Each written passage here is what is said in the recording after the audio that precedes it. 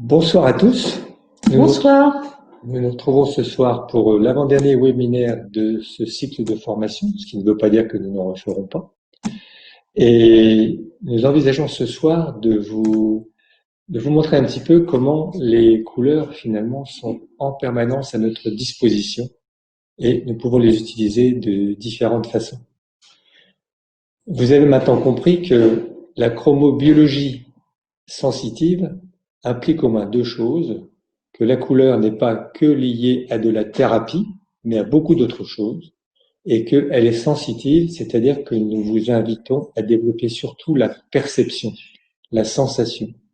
Et notamment en cette période d'automne, je vous invite à prendre conscience des cadeaux que la nature peut nous faire avec les variations de couleurs.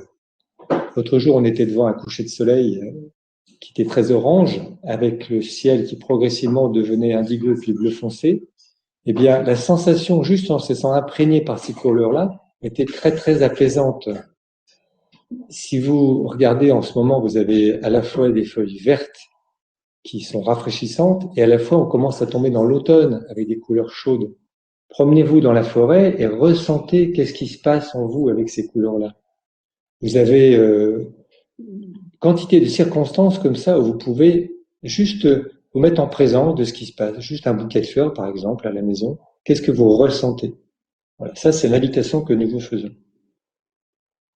Alors du coup, à partir de cette sensibilité que nous vous invitons à développer, vous pouvez prendre conscience à chaque instant des couleurs qui vous attirent. Donc effectivement, dans le paysage, mais le matin, en regardant quels vêtements vous avez envie de mettre, quand vous mangez, quels sont les aliments là qui vous attirent en fonction de leur couleur.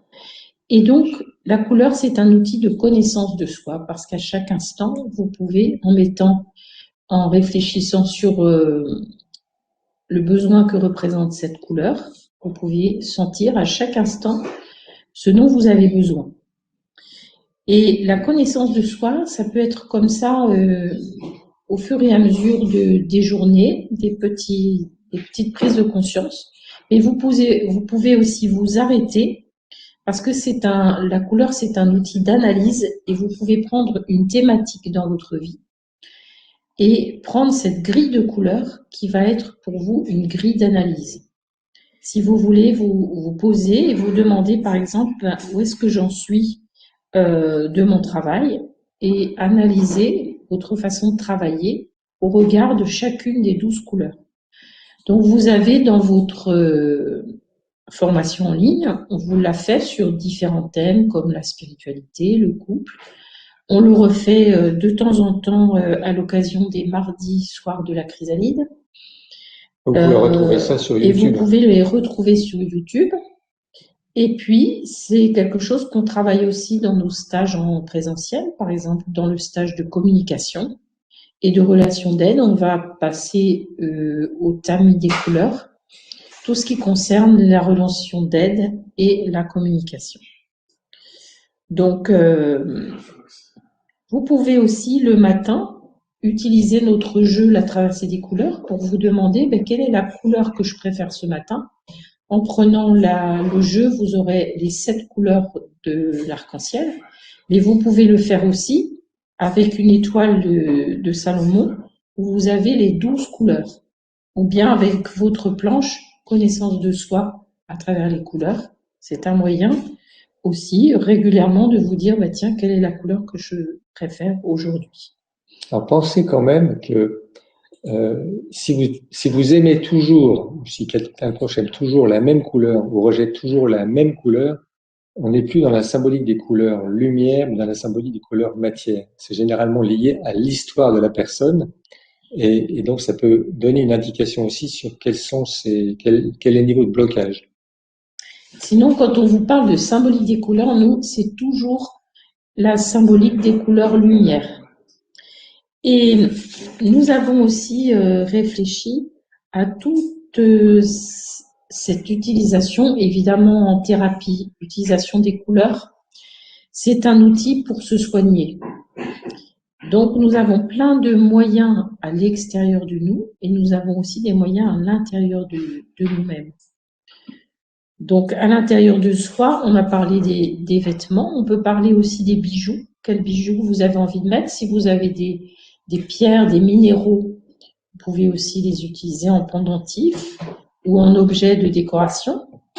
Les fleurs, comme Dominique vous a indiqué, les tableaux, et évidemment, plus précisément, tous les outils de chromothérapie comme les lunettes, les lampes, les filtres, et tous ces petits outils qu'on vous a appris à utiliser au cours de la formation. Donc, on va chercher à l'extérieur une couleur pour se traiter énergétiquement. Je me demande si ça va pas un petit peu vite parce que. Vas-y, Dominique, il va vous préciser des choses par rapport à cette consigne. Voilà. Pour vraiment reschématiser un petit peu toute l'utilisation des couleurs, vous avez à la fois le ressenti des couleurs, ça c'est une première démarche. Après, vous avez la couleur qui nous révèle quelque chose de nous-mêmes ou qui révèle quelque chose des autres. Ça, c'est lié à la symbolique des couleurs. Ça, c'est le deuxième versant. Le troisième versant, c'est grâce à la symbolique des couleurs, on peut analyser pratiquement tout ce qui fait notre vie. Par exemple, là, on animait un stage de communication. Eh bien, on s'aperçoit que nous nous appuyons sur la communication non violente, mais en même temps, on s'aperçoit que toutes les grandes règles des communications sont redonnées par la symbolique des couleurs. Par exemple, l'écarlate dans la communication, ça va être quels sont les fondements de la communication, pourquoi on communique finalement, et puis ça va être quelles sont les limites de la communication. Et comme ça, en balayant toutes les couleurs, sur n'importe quel sujet, vous allez vous apercevoir que vous balayez large en fait. Vous pouvez être pratiquement exhaustif sur un sujet. Le travail, là, ça va être le verre dans le travail, le verre dans le citron. Le travail, c'est le citron. Le verre dans le travail, par exemple, ça va être quel est le niveau d'amour et de tolérance qui existe dans le travail, par exemple. Mais ça va être aussi le citron dans le verre, le citron dans le citron, ça va être est-ce que mon travail est constructif, et ainsi de suite. Alors vous avez des exemples, mais plus vous allez avancer dans la symbolique des couleurs, plus vous allez manier ça avec dextérité. C'est pour ça qu'il faut vraiment, pour passer les relaxations et tout ça, hein, c'est vraiment un niveau très très important d'intégrer bien la symbolique des couleurs, parce que ça va vous donner une richesse qui va dépasser toutes les petites phrases qu'on a pu vous donner. Donc ça, c'est le côté possibilité d'analyse. Et ça va assez loin puisque vous pouvez analyser est-ce que ma maison, par exemple, répond à tous nos besoins dans la famille. Est-ce que, par exemple, le rouge, est-ce que je me sens en sécurité dans ma maison? Et le vert, est-ce que ma maison est accueillante? Le citron, est-ce que je peux travailler correctement dans ma maison? Ce sont des petits éléments que je vous donne. Hein. C'est simplement parce qu'on peut le citron dans la maison, on peut développer beaucoup plus de choses. Hein. Maîtrisez de plus en plus cette symbolique des couleurs et vous allez voir toute cette richesse. Donc ça, c'est le versant analytique. Alors, je vais commencer par vous dire, c'est d'abord la perception qui va jouer, la sensation, et en même temps, on peut travailler aussi en analytique avec la symbolique des couleurs pour balayer n'importe quel sujet. Je vous ai donné des exemples. Ensuite, la couleur, en permanence, elle peut vous recharger. Donc, quand je parlais d'un coucher de soleil, le fait même d'être sensible à ces couleurs-là, vous allez vous recharger. Si vous vous levez le matin et que vous regardez le soleil levant, vous allez vous recharger. Le soleil, il a un certain nombre de teintes à ce moment-là qui vont être bénéfiques pour démarrer votre journée. Mais ça peut être, vous vous promenez dans les bois, vous vous promenez dans un jardin, essayez de profiter de toutes les circonstances où vous avez de la couleur autour de vous pour sentir ce qu'elle vous fait. Et à partir de là, vous pouvez développer des techniques de soin par les couleurs. Et la première technique, c'est la première que toi tu montres en stage, c'est que finalement on peut se laisser traverser par une couleur sans chercher à en obtenir une particulière. Tu peux développer ça?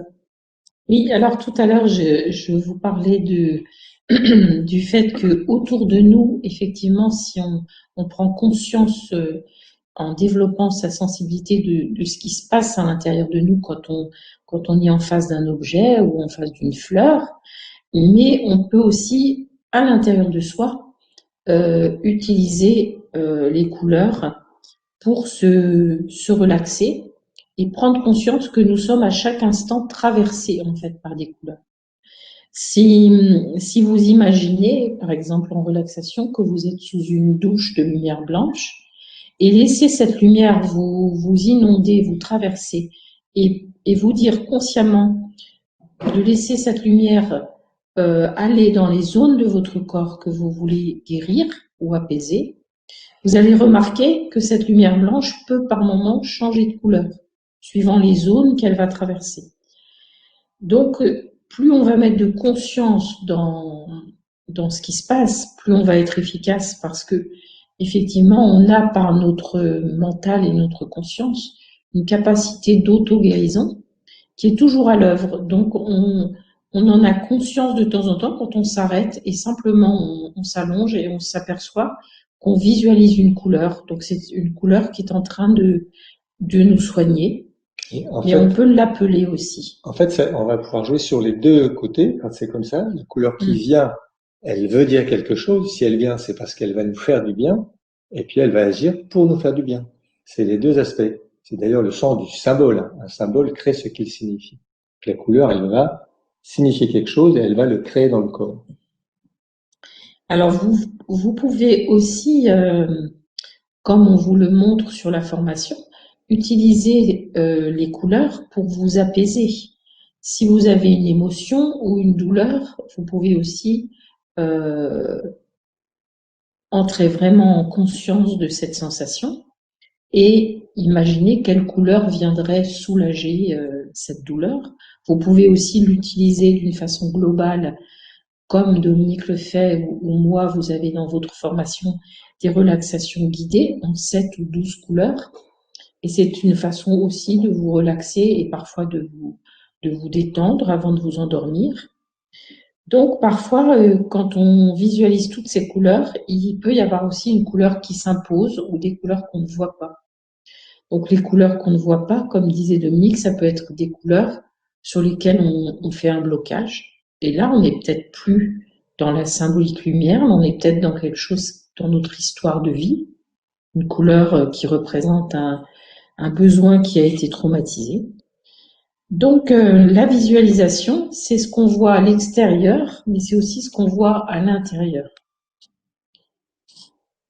Que dire de plus? Vous avez une façon de faire confiance à l'intelligence du corps, notamment du corps vibratoire et de notre conscience, soit en laissant faire spontanément. Vous partez d'une lumière blanche qui va changer de couleur en fonction de l'endroit où elle va aller dans le corps. Ça va vous donner des indications en même temps que ça va traiter. Soit vous êtes plus dans l'intention.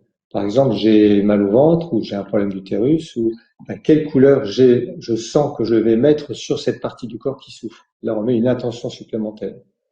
Et sinon, vous avez le côté, j'allais dire, analytique dans le ressenti, c'est-à-dire qu'on va balayer, comme on fait en relaxation, vous avez deux types de relaxation, on va balayer systématiquement toutes les couleurs pour voir comment le corps réagit, comment les émotions réagissent en fonction de chacune des couleurs. Et ça, vous l'avez sur de deux façons différentes. On est déjà dans la thérapie par les couleurs qui est accessible à tous. Là, il n'y a pas besoin d'instruments. C'est vrai que si vous avez une difficulté particulière, eh bien, vous pouvez aussi demander aux couleurs de vous aider. Quand survient un moment difficile dans votre vie, de demander en respirant. Vous pouvez imaginer que vous respirez une couleur. De même que dans la nature vous apaise, vous pouvez imaginez que vous êtes dans la nature et qu'est-ce qui va venir, quelle fleur, quel arbre et quelle couleur va s'imposer à vous quand vous entrez vraiment dans votre mal-être. Les couleurs sont thérapeutiques dès qu'on fait appel à elles. Donc peut-être que vous avez des questions et qu'on peut rebondir aussi sur ces questions. On verra la question à la fin, là-haut. Là, après, vous avez effectivement, quand vous montez en gradation, on va dire, sur la thérapie par les couleurs, là, vous avez découvert progressivement, je pense que vous allez un peu avancer sur le sujet, qu'il y a des outils qui vont du plus simple au plus sophistiqué. Le premier outil étant les jeux de filtres, le deuxième étant les modulors, et le troisième étant les lampes plus professionnelles. Donc vous avez aussi, je pense, maintenant compris qu'on peut travailler avec les couleurs avec 3 fois rien, puisque les filtres, on peut les faire soi-même en découpant des couleurs dans des papiers ou dans du carton. Du coup, ce que je vous invite à faire, c'est à en parler autour de vous, surtout aux enfants, aux petits-enfants, de façon à ce que eux rentrent dans cette démarche de perception et d'utilisation de la couleur, parce que pour eux, c'est vraiment très très facile. Et c'est eux qui vont vous permettre d'avancer. Oui, qu'est-ce que... C'est compliqué pour nous parce que, enfin pour moi ce soir, parce que c'est vrai que je voyage tellement souvent au pays des couleurs que j'ai du mal à sentir ce que vous avez encore besoin de découvrir par rapport à ce sujet. Alors, Karine, qui nous a un petit peu aidé avec vos questions à préparer ce webinaire, elle disait, pensez à bien insister sur la différence entre la symbolique des couleurs lumière et la symbolique des couleurs matière. En fait, on est construit sur la lumière, je vous le rappelle, hein, c'est un rappel, on est construit sur la lumière. Donc, chaque organe correspond à une couleur, chaque organe remplit une fonction dans le corps qui répond à un besoin. Donc, la symbolique des couleurs, la symbolique des organes et les besoins fondamentaux, c'est équivalent. Et la couleur est une nourriture pour le corps vibratoire. Et comme la nourriture physique, quand on est bien centré, le corps va prendre la nourriture dont il a besoin. C'est pour ça qu'une couleur que l'on aime bien, quand on est bien centré, correspond à un besoin dans sa symbolique, et une couleur que l'on n'aime pas correspond à un trop-plein, une blessure ou un blocage dans sa symbolique. Ça, c'est la base de la symbolique de la couleur lumière. Ça correspond aux organes. C'est donc relativement facile à retrouver puisque il y a une correspondance très très nette entre le fonctionnement des organes et la symbolique. Par contre, la symbolique des couleurs matière, elle dépend tellement de l'histoire de chacun qu'il y a une infinité de possibilités. Et je le redis comme j'ai dit tout à l'heure, si on aime toujours la même couleur, ou si on rejette toujours la même couleur, ça vous pouvez le faire avec vos proches, renvoyer à l'histoire. Qu'est-ce qui s'est passé autour de cette couleur-là? C'est un costume dans l'internat qu'on a pu aimer, c'est un lien avec des coups qu'on a pu prendre avec quelqu'un qui était habillé d'une certaine couleur. Enfin, il peut y avoir tellement de choses sur le plan individuel et sur le plan collectif que tout est possible. C'est ce qui explique d'ailleurs dans la littérature le nombre enfin, la diversité des expressions de la symbolique des couleurs. Et nous restons dans la symbolique des couleurs lumière, parce que de toute façon, même si la personne elle est bloquée sur une couleur parce qu'elle est dans une symbolique, une matière, le traitement, l'utilisation de la couleur va rester de la lumière. C'est la lumière qui va permettre de dissoudre les blocages. Enfin, pas seulement la lumière, mais la lumière va aider à ce que ça se dissolve. Du coup, ça va aider à faire des prises de conscience. Après, vous avez aussi compris maintenant, je pense que dans le traitement qu'on fait, quelle que soit la technique, notamment avec les couleurs, on aide toujours les gens à rentrer dans un cheminement.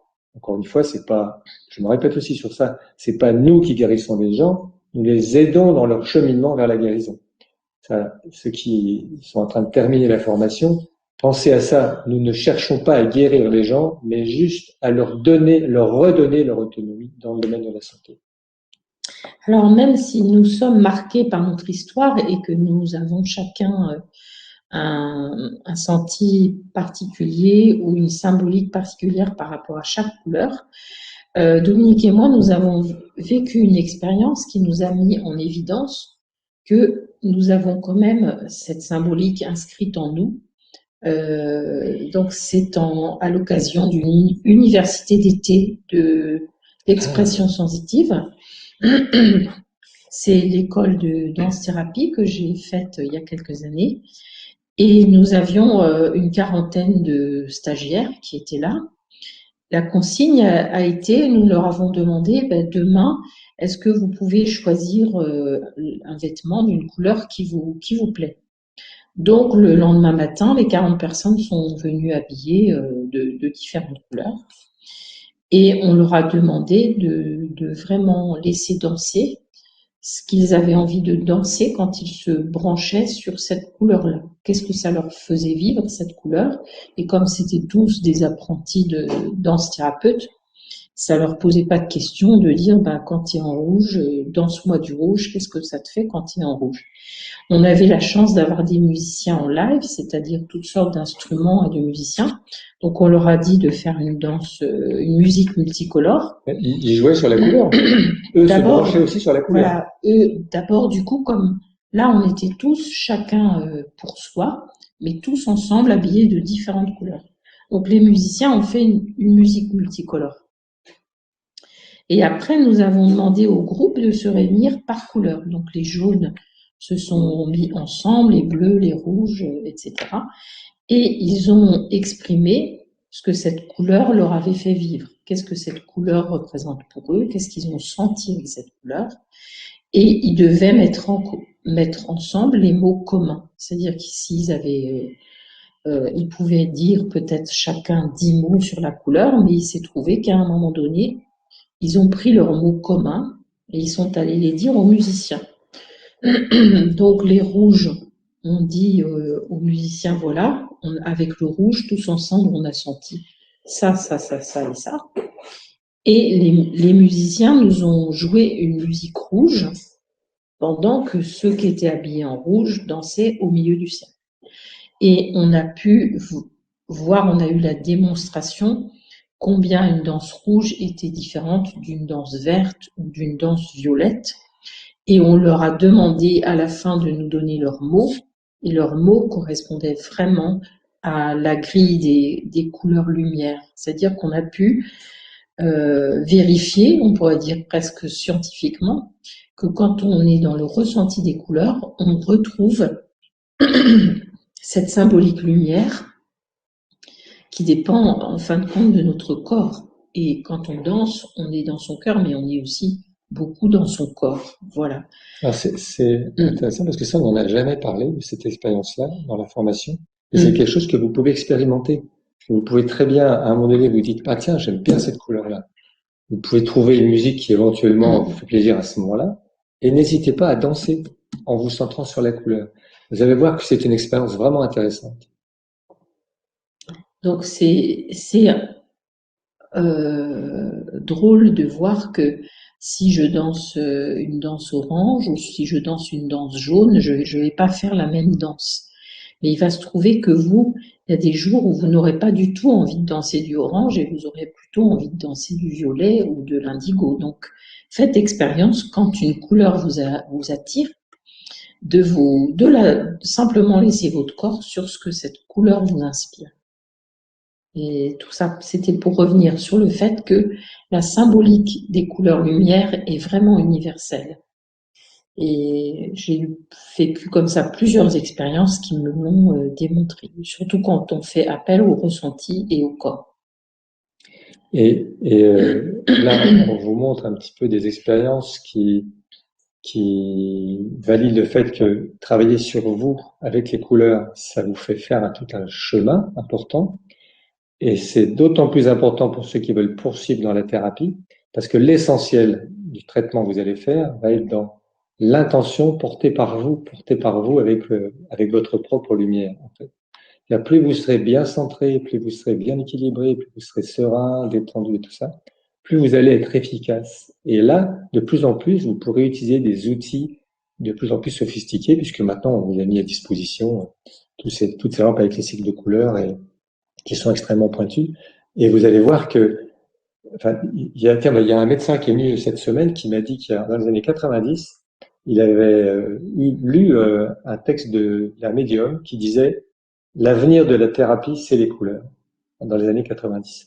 Et là, vous pourrez mesurer effectivement que vous avez entre les mains une puissance thérapeutique extraordinaire si vous la mettez au service de l'évolution de la personne. Voilà. On peut passer aux questions. Alors, oui. Si ce que je voulais rajouter aussi, c'est qu'on a eu l'expérience d'un groupe parmi vous qui est venu faire du présentiel. On les a validés, ils sont venus faire du présentiel. L'unanimité, ils nous ont dit, incitez les autres qui peuvent à faire du présentiel. Donc, il y aura une journée de validation, je pense que Karine, elle a dû vous le dire, le 9 octobre. Et le prochain webinaire, c'est le 24 octobre, je crois, c'est ça. C'est ça, c'est le 24 octobre. Oui, le 24 octobre. Hein? Oui, et après la validation, il y a le stage S4, S5 que vous pouvez pratiquer si vous avez envie de venir à mi-tarif et qui servira aussi de validation pour ceux qui veulent. Voilà, ça c'est l'expérience passée des gens qui sont déjà venus.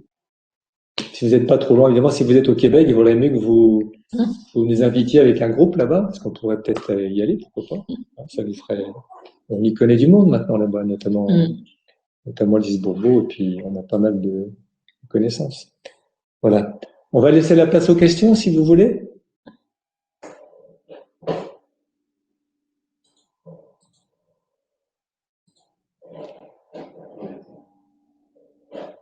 Qui ça? J'ai un nouveau petit-fils, il a 3 semaines.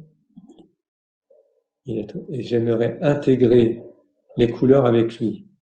Puis-je le faire? Il va très bien. Je vais vous raconter des anecdotes, quelque chose qui s'est répété plusieurs fois.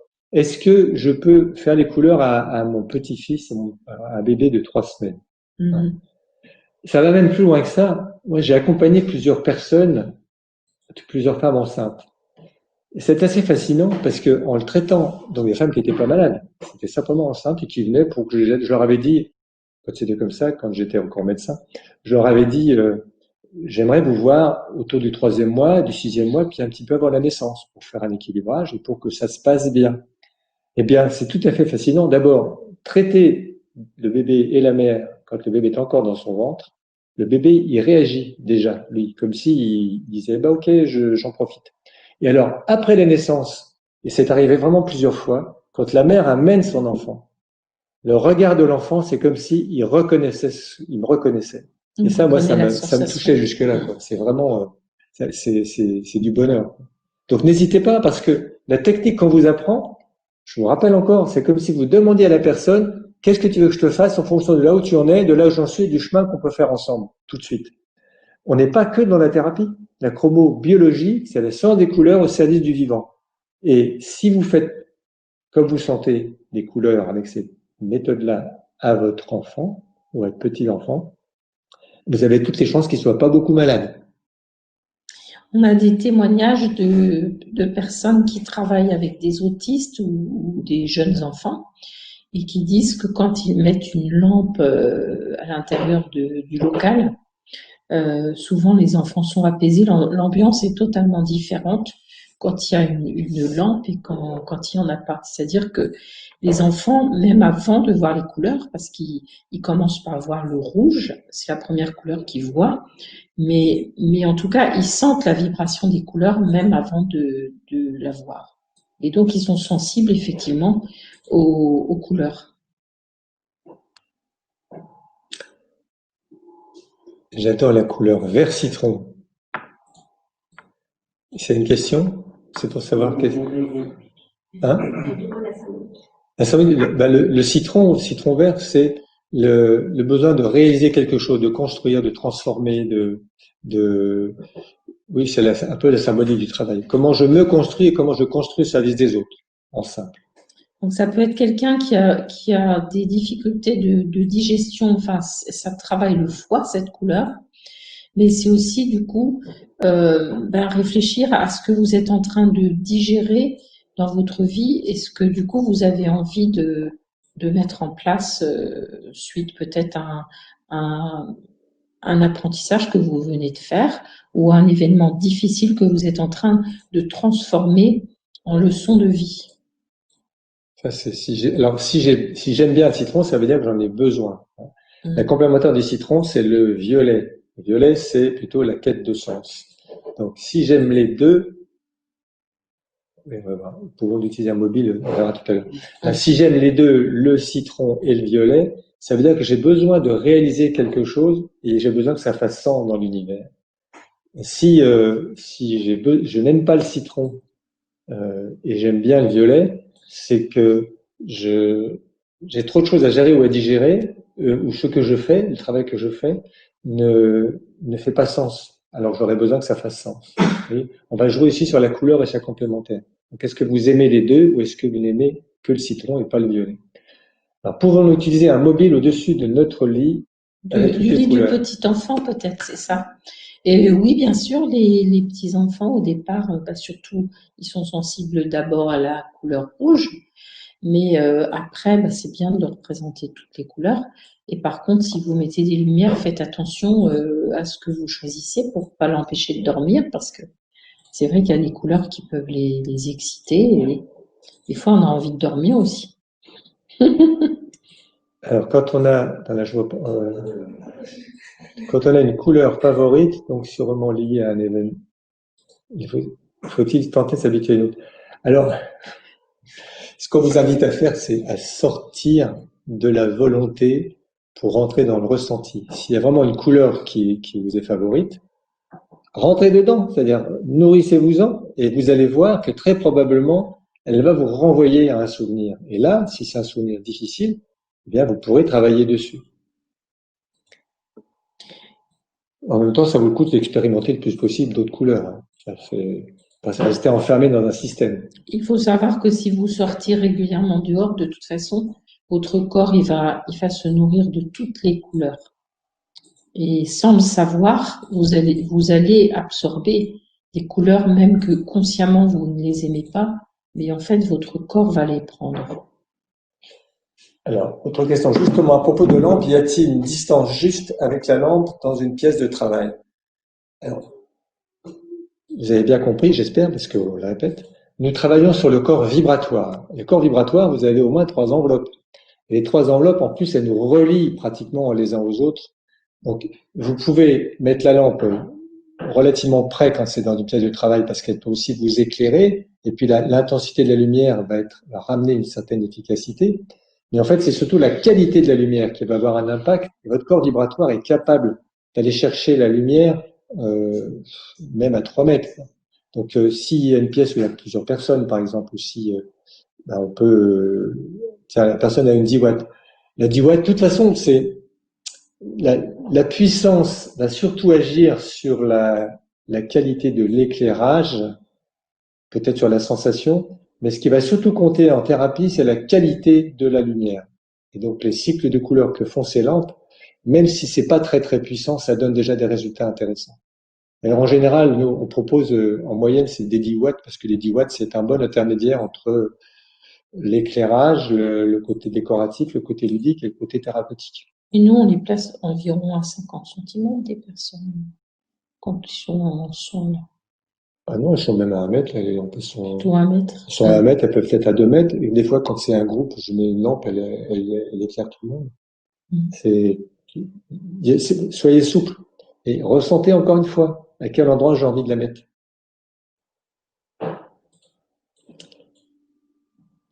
Le violet, j'adorais dans ma jeunesse. Ah, elle avait besoin d'un papa.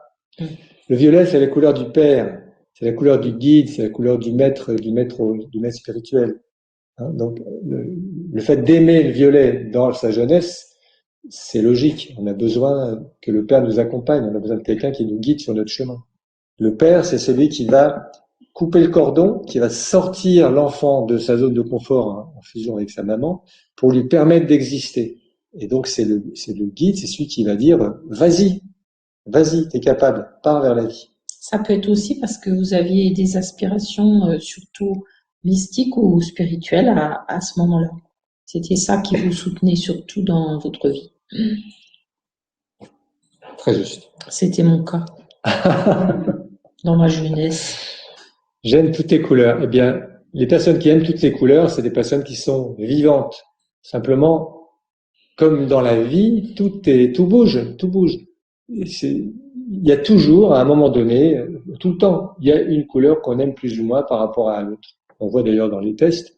Et si on aime vraiment toutes les couleurs pareilles, les gens qui font des tests que vous avez d'ailleurs dans votre formation, si toutes les couleurs sont au même niveau, c'est des gens qui sont pas très vivants, en fait. Il vaut mieux des variations sur plus ou moins 2 dans le logiciel pour ceux qui font des tests que quelque chose qui soit rigide. La rigidité est proche de la mort quelque part. Bref, quand on va mal, on va très bien en fait. C'est ça. Et on a même processus disons la vie, c'est un déséquilibre permanent. Un déséquilibre dynamique. Voilà. C'est chouette finalement. Alors, vous avez d'autres questions?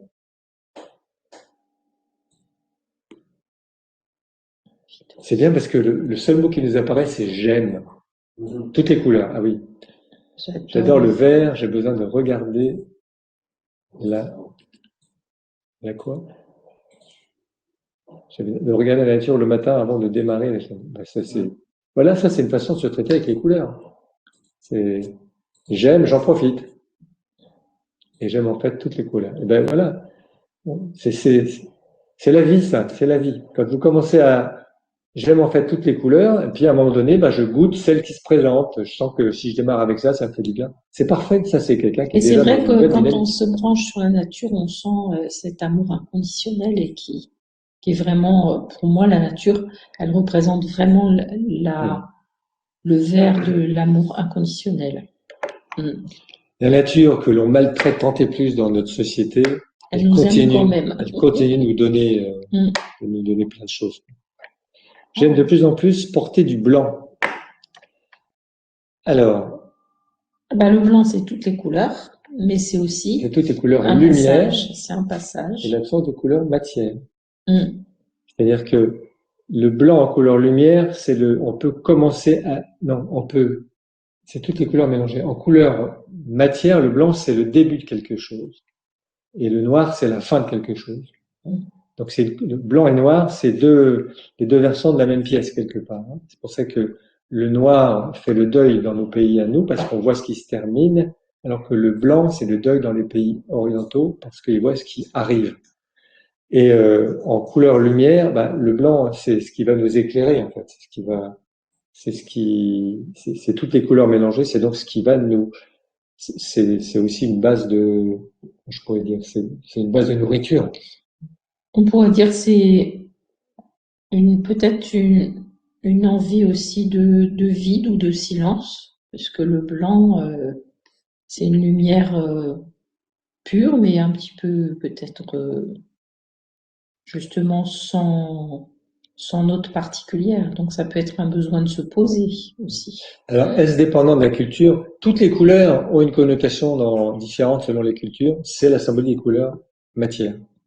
Ce que vous pouvez par rapport à la symbolique des couleurs matières, justement, si vous êtes avec des personnes, des amis qui ont des cultures différentes de la vôtre, c'est vous amuser à vous dire chacun, bah tiens, quand tu penses au rouge, toi, ou le rouge, pour toi, ça représente quoi? Et que chacun dévide tout ce qui lui vient quand il pense au rouge. Et vous allez voir effectivement des petites nuances en fonction de l'histoire de chacun ou de la culture de chacun. Hein, si quelqu'un aime le rouge, et puis il va vous parler des taureaux, il va vous parler de la rose, de l'amour, et puis un autre qui a vécu des guerres, il va vous parler du sang. Donc c'est très différent suivant. Donc ça c'est bien de s'amuser à ce petit jeu-là. C'est quoi cette couleur pour toi? Alors, comment utiliser les lettres hébraïques avec les couleurs? Alors, les lettres hébraïques ont leur propre énergie qui peut s'utiliser toute seule, comme on utilise un filtre de couleur, comme on utilise un modulor. Et vous pouvez ajouter des couleurs à la lettre hébraïque. Soit, par exemple, vous photocopiez les lettres hébraïques sur du transparent et vous mettez une lampe derrière, soit simplement vous faites les deux l'un derrière l'autre. Ce sont deux énergies différentes qui peuvent être très complémentaires.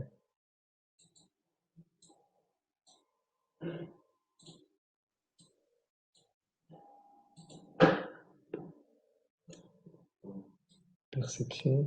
Je trouve le jeu de cartes très pédagogique pour intégrer la symbolique des couleurs qui vient compléter la notion de perception. C'est vrai que ce jeu de cartes a traversé les couleurs.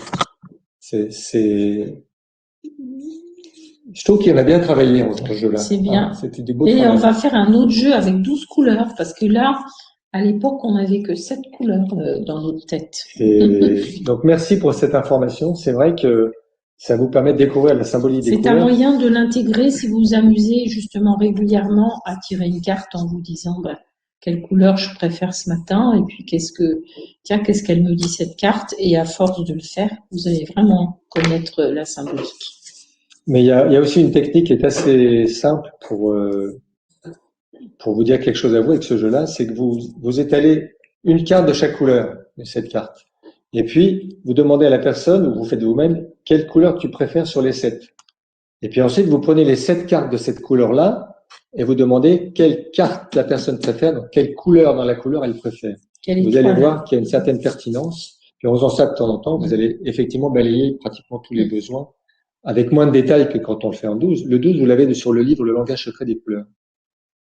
Est-ce qu'il y a une règle pour lier les huiles essentielles avec les couleurs? Ou est-ce que c'est seulement au feeling ou selon la signature émotionnelle de l'huile essentielle? Ah, ça c'est une bonne question. Comme les autres d'ailleurs. Mon point de vue, qui n'est pas forcément celui d'Olivier d'ailleurs, c'est que je préfère choisir là où les couleurs adaptées à la personne et puis là où les huiles essentielles adaptées à la personne. Et les mettre ensemble. D'autres, comme Olivier, pensent que c'est intéressant d'associer l'huile essentielle avec une couleur. À ce moment-là, c'est vrai. D'ailleurs, dans le livre le chromothérapie qu'on a écrit ensemble, on a fait des correspondances entre les couleurs et certaines huiles essentielles. Ça fonctionne aussi. Hein. À mon avis, on est moins précis en associant une couleur à une huile essentielle qu'en mettant une huile essentielle adaptée à la personne et une couleur adaptée ou des couleurs adaptées à la personne. Après, c'est vraiment une question de feeling, c'est-à-dire qu'est-ce que vous préférez. Il y a des gens qui goûtent les chromospread qu'Olivier a mis au point, ils sont tout à fait ravis, ça leur fait beaucoup de bien. Moi, j'avoue que je les utilise peu parce que on apprend en stage à choisir une huile essentielle qu'on va mettre en même temps qu'une couleur. Mais il faut remarquer quand même que la nature fait bien les choses et que si vous prenez par exemple le jaune citron, vous voyez que c'est la zone qui correspond à la digestion. Il faut bien reconnaître que les citrons, ça nous aide à digérer, et la camomille aussi, et le pissenlit, et que effectivement tout ce qui nous aide à digérer est souvent jaune dans la nature. Et les huiles essentielles de ces plantes-là sont efficaces. Ont souvent une action sur ce... Et on sait aussi, si on observe que le orange, c'est la couleur de la joie de vivre, et que les huiles essentielles de mandarine et d'orange sont antidépressives. Donc, la nature a déjà fait la combinaison que Dominique refuse de... Je vais lui dire qu'il faut qu'il... non, de toute façon, c'est ça la recherche aussi. Hein. Je pense on réfléchit, on agit ensemble. Dominique, je pense que ce qu'il veut dire, c'est que quand on a une seule couleur ou une seule huile essentielle, on peut être plus précis.